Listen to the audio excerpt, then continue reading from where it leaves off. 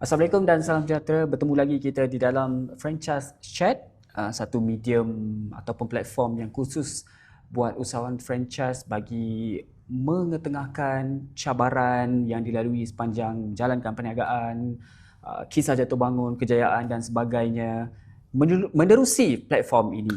Okey, hari ini kami bawakan kepada anda salah satu usahawan yang sebelum ni rata-rata kita panggil F&B. Tapi kali ini kita panggil satu kategorikan sebagai perkhidmatan penjagaan pesakit. Yang seperti mana kita tahu, penjagaan pesakit ini perlu teliti kerana ia memang melibatkan pelbagai benda yang kompleks, terutama dari segi mental dan fizikal, emosi dan sebagainya, dan ia juga melibatkan oleh staf-staf yang terlatih. Dan bersama saya sekarang ini adalah Dr. Nurhaniza Hamidi, ya, pengarah Asyik Resources. Okey, Asyik Resources ni adalah syarikat yang menerajui AR Nursing. Ya, betul. AR Nursing. Okey.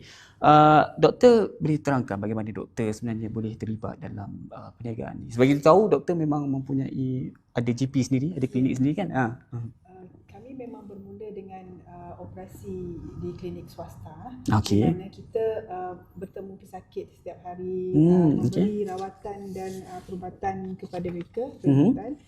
Jadi bila kita akrab dan dekat dengan pesakit, kita dengar masalah-masalah mereka, termasuk kesulitan menjaga orang-orang tersayangnya yang di rumah. Kadang-kadang ibu bapa, ahli keluarga. Jadi bermula dari situ, kami mula secara perlahan-lahan menawarkan perkhidmatan penjagaan pesakit ni. Waktu itu pada tahun 2014 kita sudah mula. Okey. So kita hantar kami punya penjaga ataupun jururawat ke rumah pesakit untuk bantu sama ada memandikan, tukar lampin, beri ubat, penjagaan luka dan sebagainya lah, bila diperlukan. Bagaimana sambutan? Masa tu bermula tahun 2014. Bagaimana sambutan sebelum tu? Yalah, doktor selalu bertemu pesakit and kita tahu ada permintaan.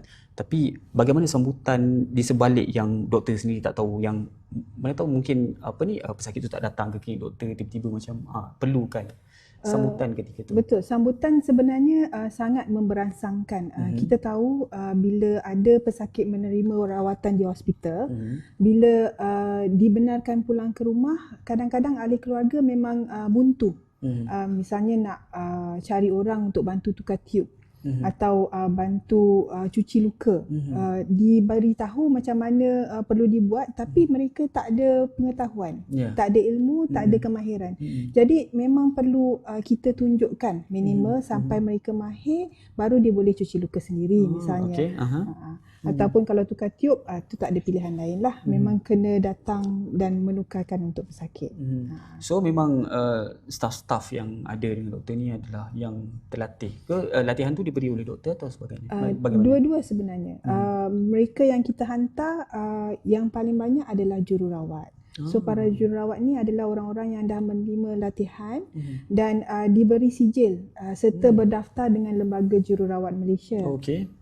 Di samping itu, untuk tugas-tugas yang tidak perlu skill, kemahiran kejururawatan, kita boleh latih pembantu jururawat ataupun penjaga kesihatan, di mana mereka ni kita ajar cara nak cuci luka, cara yang betul untuk tukar lampin pada orang dewasa, cara nak dudukkan pesakit stroke, nak pindahkan ke kerusi roda, nak latih cara duduk dan berdiri, nak bagi makan ubat. So bila kita latih dan kemahiran tu mereka dah dapat, mereka boleh sampaikan dalam bentuk perkhidmatan kepada yang memerlukan.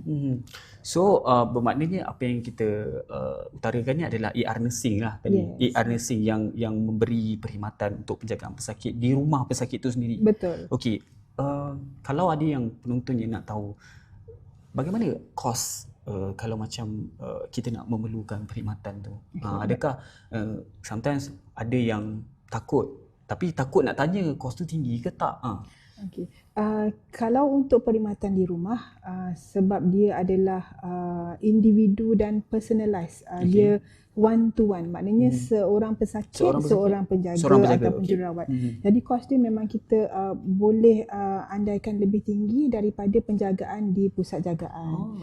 Bila one to one tu, kalau perlu disebutkan, market sekarang sebenarnya masih lagi boleh mampu, bergantung kepada durasi, jangka masa keperluan. Ada yang mungkin 2 jam saja dah selesai, 4 jam ataupun 8 jam untuk yang perlu lebih lama.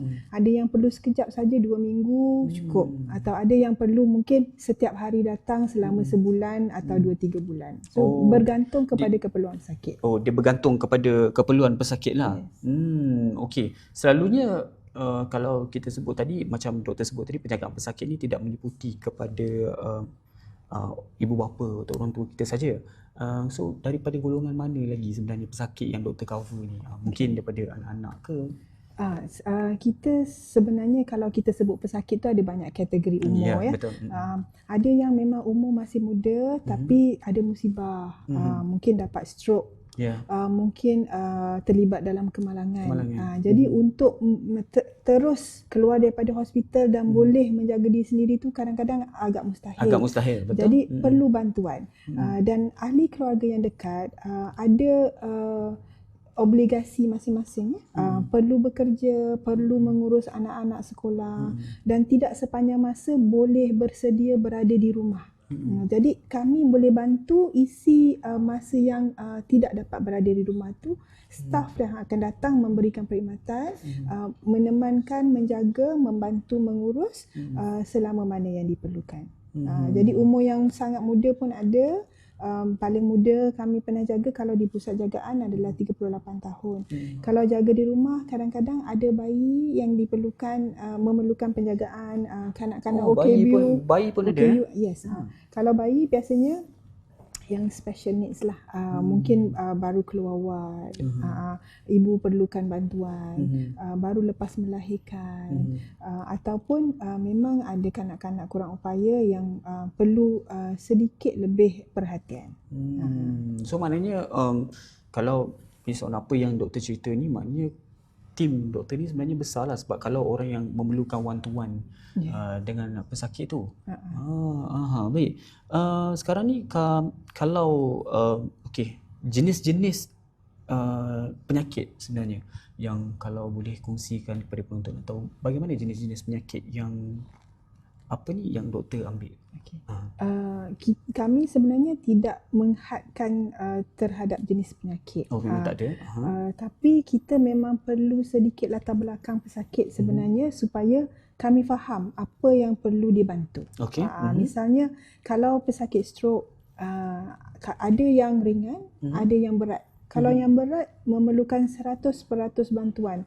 Perlu mandi, perlu bantuan pemakanan melalui tube. Kadang-kadang perlu penjagaan luka. Belum lagi untuk memindahkan ke kerusi roda misalnya. Kalau yang ringan cuma setakat fisioterapi dasar saja, basic untuk latihan anggota. Jadi bergantung kepada keadaan pesakit, kita akan bantu di mana diperlukan, insyaAllah. Maknanya kalau macam dari segi pemakanan, misalnya, kita tahu doktor dah cover untuk kita akan ikut bagaimana keperluan untuk mereka makan ubat. Contoh kalau macam keperluan mereka untuk makanan, food, misalnya, macam kalau digunakan perkhidmatan mungkin satu hari, adakah ia termasuk sekali dalam? Kami biasakan dan maklumkan kepada keluarga, kita akan bagi nasihat, kita akan bagi rekomendasi. Kalau misalnya ada yang tak sesuai, kita akan maklumkan. Ada yang diperlukan lebih, kita akan maklumkan supaya bila kami tidak berada di situ, keluarga tahu apa yang perlu untuk membantu pesakit yang lebih.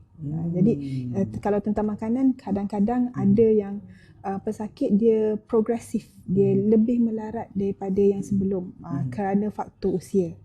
Jadi pada asalnya boleh makan makanan biasa, dia turun jadi boleh makan makanan lembut macam bubur, dan nanti ada ketikanya tak boleh lagi dah menelan. Sampai perlu minum susu melalui tube. So perkara macam ni kami akan sampaikan kepada keluarga. Kalau perlu pemeriksaan lanjut, keluarga akan bawa. Kalau perlu sampai minum susu formula yang special, kita akan bantu tunjukkan cara nak bancur, cara nak beri. Kalau perlu tukar tube, kita akan bantu. Maknanya kalau tukar tube tu dia berlaku masa perkhidmatan tu diambil lah kan. So, okey. Contoh kalau macam kalau tempoh masa untuk macam kita nak menggunakan perkhidmatan tu, kena booking berapa lama, ataupun kalau mungkin ada yang dah tengok ni, dah tonton kita di franchise chat ni nak pakai on the spot contohnya, adakah doktor menyediakan perkhidmatan tu? Okey, kalau nak pakai besok, okey, saya ada staff untuk hantar. Untuk on the spot biasanya kita faham urgency perlu mendesak tu biasanya adalah untuk kes-kes prosedur macam tukar tube ataupun cuci luka. So sekali keluar, selesai dan balik. Tapi kalau untuk jangka masa panjang, walaupun cuma untuk 5 hari, kita perlu perancangan sebab akan ada rotation, akan ada giliran untuk ke tempat pesakit tersebut. So untuk yang ini kita memang perlu makluman minimal 24 hours lah, 24 jam. Okey.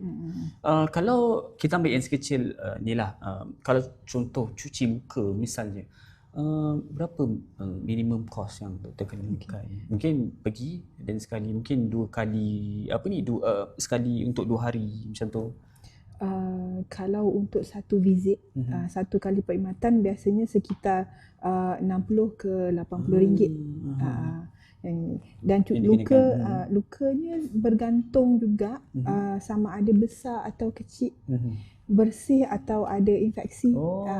Dan mencucinya perlu larutan yang special ataupun larutan garam yang biasa saja, bergantung kepada keadaan luka. Jadi yang ini berbeza untuk setiap pesakit. Maknanya yang melakukannya macam doktor cakap tadi, staf-staf terlatih yang memang dah ada sijil kejururawatan. Maknanya mereka memang dah bekerja. Memang dah bekerja. AR nursing. Okey. Okey, berbalik kepada isu ni, doktor melihat bagaimana kesedaran sebenarnya orang awam tentang perkara ni, wujudnya pusat-pusat jagaan pesakit begini, sebab ramai orang tahu okey, mak saya sakit, okey, rumah orang tua, rumah jaga orang tua. Tapi pesakit ni sendiri doktor tak gunakan, doktor gunakan pesakit, maknanya general benda tu secara menyeluruh. Bukan tertumpu pada satu kategori saja. Sebab sebenarnya semua orang perlu pada masa sekarang ni perkhidmatan yang begini. Sebenarnya sejak 5 tahun yang terakhir kita nampak keperluan tu makin meluas.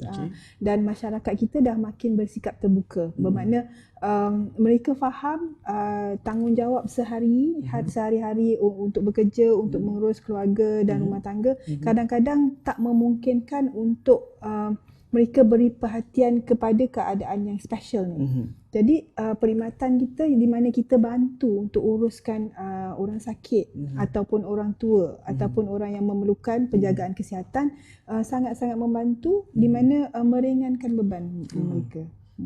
Baik, meringankan beban.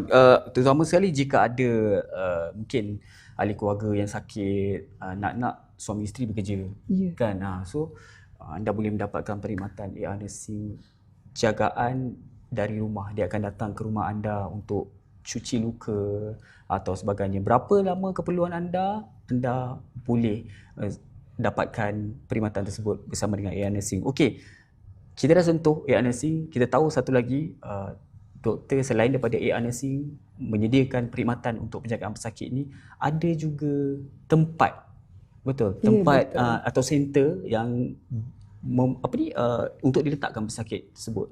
Okey, yang tu dinamakan Restu Villa. Restu Villa. Okey. Penjagaan Restu Villa.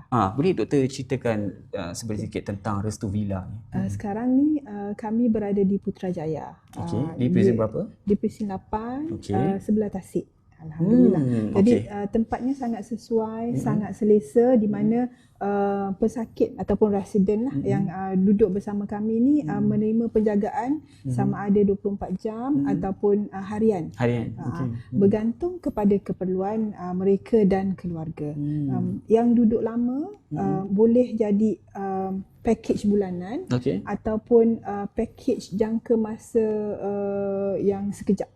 Minimal 2 hari ataupun 2 minggu ataupun 2 bulan. Kami jaga dari segi penjagaan harian, grooming, kebersihan, tukar lampin, pemakanan, housekeeping, kebersihan persekitaran, sedikit riadah ringan dan interaksi. Yang ini perlulah biasanya. Kalau untuk daycare, secara ringkasnya, datang pagi, duduk dengan kami, kami uruskan pemakanan seharian, penjagaan seharian dan balik ke rumah sendiri pada petang hari. Petang. Maknanya boleh daycare juga selain daripada duduk terus. Okey. Maknanya kalau misalnya ada yang nak tinggalkan ibu bapa kita, nak travel jauh. Misalnya nak menunaikan haji atau nak ke umrah tu bolehlah. Boleh. Diterima. Kita memang pernah ada beberapa permintaan sebab nak menunaikan haji, sebab nak menunaikan umrah dan sebab ada meeting, mesyuarat ataupun tugas-tugas di luar kawasan. Yes. Baik, okay, kalau macam yang ditinggalkan dalam tempoh seminggu, 2 minggu tu, doktor ada beri juga aktiviti? Kita sangat rasa sangat-sangat perlu ada aktiviti, ada interaksi dan ada keluar daripada tempat. So kami bernasib baik kerana lokasi yang sekarang ni di pinggir tasik. Jadi keluar rumah aja dah ada tasik. Selesalah. Betul-betul tepi tasik? Betul-betul tepi tasik. Boleh nampak bot di Tasik Putrajaya lalu di depan rumah. Boleh nampaklah kru selalu tu. Nampak.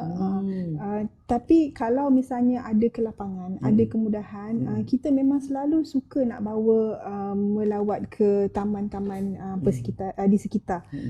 Kita memang luangkan masa walaupun sekejap untuk piknik misalnya, outing. Maknanya keluar daripada ni? Keluar. So kegerapan tu berapa lama? 2 bulan sekali. 2 bulan sekali memang ada lah. Ke mana contohnya yang doktor bawa? Waktu kami di Kuala Lumpur, kita ke Taman Tasik Titiwangsa dan di Taman Tasik Layang-Layang yang di Kepong. Ini 2 yang kerap lah sebab mereka ada kendala untuk bergerak. Kebanyakannya menggunakan kerusi roda ataupun pakai tongkat. Jadi tempat-tempat yang accessible, yang mudah dijangkau akan mudah sampai. Maknanya pergerakan mereka macam mana? Memang doktor memang ada sediakan transport? Kita kena ada transport untuk membawa mereka. Jika ada yang tinggal lama, memang dah tinggal lama di situ, lepas tu dicampur pula dengan yang nak tinggal 2 hari, 3 hari, adakah mereka dicampurkan atau di separate, asingkan? Sama lah, kena bersama-sama sebab interaksi tu penting. Untuk yang tinggal lama, mereka sentiasa gembira bila lihat ada kawan baru. Selalunya macam tu kan. Dan untuk yang baru datang, dia kurang rasa kekok bila dia tahu dia bukan sendiri. Jadi janganlah singkat. Ada rakan-rakan yang lain. Ya. Okey. Tadi sebelum kita bersiaran tadi, doktor ada cakap doktor juga mengalu-alukan dan ada juga yang datang untuk visit, melawat. Memang doktor buka. Kita memang buka peluang lah sebab kami rasa untuk masyarakat, kalau tak biasa tengok, kalau tak biasa datang, mereka ni ada rasa sedikit kekok. Nak jumpa, nak buat apa, nak cakap apa. Jadi bila kita buka ni, kami pernah menerima pelawat dari sekolah tadika, sekolah rendah, college dan universiti. Termasuk juga Persatuan Penduduk dan Karya Masjid.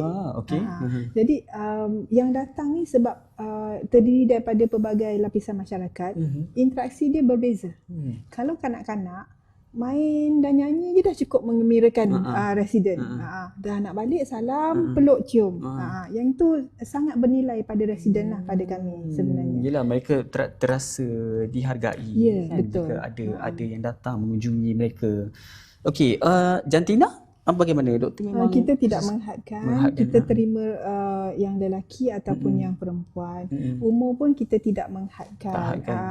Setakat ini kalau untuk residen di Restu Villa Putrajaya, paling muda 38 tahun kita pernah terima, paling tua 86 tahun kita pernah terima. Still ada lagi 80? Yang itu tak, yang itu daycare sudah tak ada. Daycare dah tak ada lah. So yang kalau macam dalam tempoh perayaan semua sebagainya macam mana? Tempoh perayaan kita pun memang faham ramai orang nak bergerak jauh ke destinasi masing-masing. Ada yang berrelay walaupun sebenarnya menjaga, tapi waktu itu saja perlu sedikit ruang. So memang ada yang datang duduk 2 hari, 3 hari sementara perjalanan tu selesai, lepas tu baru ambil balik. Ada juga yang gunakan perkhidmatan tu. Maknanya waktu-waktu perayaan ni memang kita memang beroperasi. Memang beroperasi. Kita tak tutup. Maknanya doktor memang tak cuti raya lah. Dah Kena, kata orang KL kan. Kena bergilir kan. Memang ada keperluan. Kita pun faham. Sebab tak semua orang cerita dia sama, tak semua orang keperluan dia sama. Ya, betul. Maknanya dari segi jantina tu memang tidak mengira umur, tidak mengira jantina, boleh dihantar ke sana. Baik.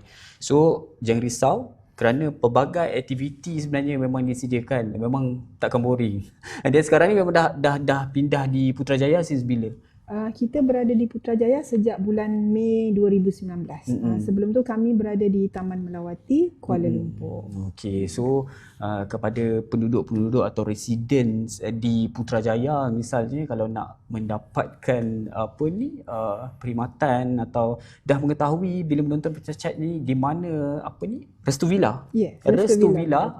Restu Villa beroperasi. Anda boleh ke Prison 8. So kalau AR Nursing ni dia meliputi, berbalik kepada AR Nursing ni memang meliputi satu Malaysia ke macam mana? Dia punya kawasan tu, area dia.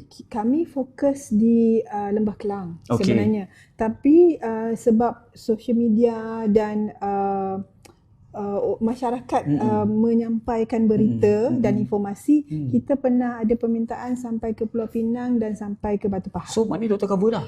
Pernah hantar sampai ke Kelang, sampai ke Kuala Pilah pun pernah. Okey, maknanya kalau macam yang tempoh, ialah kita dah tahu yang kalau macam sampai ke Pulau Pinang, tempoh perjalanan pun dah lama.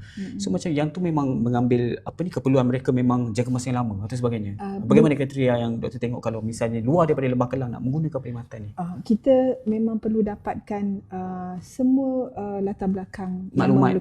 Itu perlu supaya kami ada kemampuan untuk mengatur staf dan perkhidmatan. Kalau dapat buat, memang kita akan hantar. Sebab kita faham yang kami buat ni berdasarkan keperluan, bukan kehendak. Jadi bila ditanya, maknanya memang benar-benar perlu. Okey, saya nak sentuh sikit pengalaman doktor ni. Okey, paling kronik lah penyakit yang pernah doktor jaga.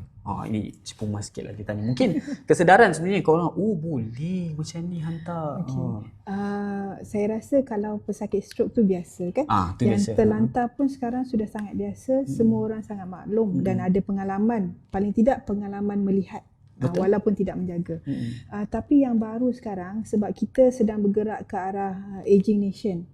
Masyarakat negara tua. Jadi yang baru sekarang ni, yang baru ada kesedaran adalah tentang demensia. Demensia, Alzheimer, Parkinson. Menjaga pesakit demensia ni memang sangat-sangat mencabar.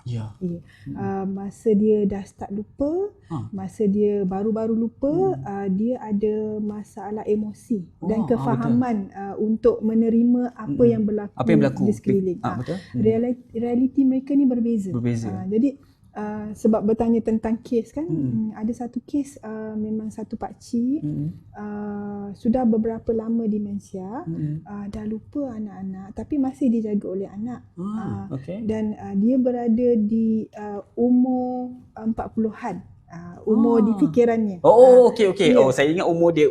Dia berasakan dia. 40-an. Sebaliknya umurnya 70 lebih. 70 lebih. Okey. Jadi dia berasa dia nak keluar ke tempat sekian dan dia pelik kenapa kita tak benarkan sebab dia tak mungkin akan dapat cari jalan balik dan dia tak tahu persekitaran dia. Dah berbeza. Jadi yang itu pada saya sangat mencabar sebab kalau kita tak faham kendala mereka, realiti mereka berbeza, kita gaduh. Jadi kena faham benda-benda macam ni baru ada kesedaran dalam masyarakat. Jadi bila ada kesedaran, kita harapkan penanganan dia lebih baik lah. So macam mana doktor berinteraksi atau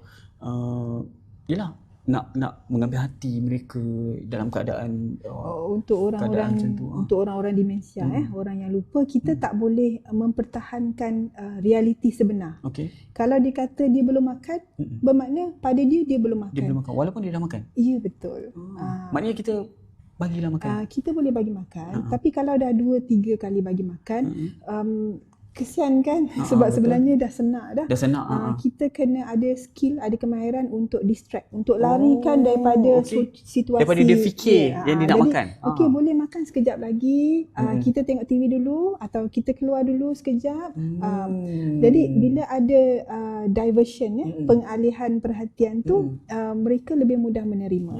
Maksudnya melarikan fikiran dia dan memikir sesuatu tu. Dah penyakitnya lupa, bila kita alihkan, bila dia lupa, dia akan berpindah ke yang lain lah, urusan yang lain. Baik, okey. Terima kasih doktor. Yang terakhir, bagaimana jika ada yang berminat untuk mendapatkan perkhidmatan AR nursing atau restu villa ni? Nak menghubungi siapa atau mungkin boleh ada hubungi saya sendiri pun boleh. Sebab bila kita cerita tentang penjagaan pesakit, saya berasa saya boleh faham lebih tentang latar belakang, tentang masalah yang pesakit tu hadapi, tentang keperluan keluarga. So semua informasi yang diperlukan tu saya perlu dapatkan dulu untuk saya mungkin paling tidak berikan cadangan. Nombornya? Nombornya, yes, of course. Boleh hubungi saya di talian telefon 012 508 5256. Okey, boleh telefon Dr. Nuriza di 012 508 5256 atau anda yang ingin mendapatkan perkhidmatan AR nursing ataupun restu villa pun boleh juga. Nombor yang sama. Ataupun boleh juga PM kami lah atau DM kami di Facebook ataupun IG. Facebook apa? IG Restu Villa, Facebook Restu Villa, ataupun AR Nursing. AR Nursing, IG AR Nursing, FB AR Nursing, dan anda nak type Restu Villa pun boleh. Betul. Untuk kedua-dua. Baik, terima kasih doktor kerana sudi meluangkan masa bersama dengan Franchise Chat hari ini. Terima kasih kerana menjemput saya. Terima kasih, dan sehingga kita berjumpa lagi. Salam hormat daripada saya. Jumpa lagi. Assalamualaikum.